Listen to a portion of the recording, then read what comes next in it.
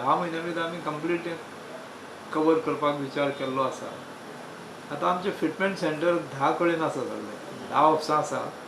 पूण काही ऑफिसांचो fitment centre एक कॉमन आसतलो. आतां पणजे आनी म्हापशेचो फिटमेंट सेंटर पर्वरी आसतलो.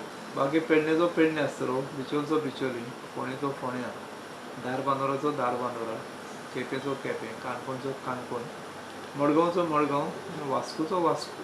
लोकेशन्स एक्चुअली रेजिस्ट्रिंग अथॉरिटीचे पळय एरिया आसा तेच्या एरिये भितर ते करपाक जाय. म्हणजे सोडून पणजे आनी म्हापसा हांकां म्हापसाय बस स्टँडार जागो ना आनी पणजे आमी GTDCचे बिल्डिंगेन आसा म्हूण थंयसरूय आमकां जागो ना. ताका लागून डिसिजन अशें घेतलेलें आहा की एम्बोसींग स्टेशन जावं फिटमेंट सेंटर म्हणटा ते पर्वरी कदंबा डेपोचे आयल्यान तेणी एक्स्ट्रा लँड घेतलेलें आसा.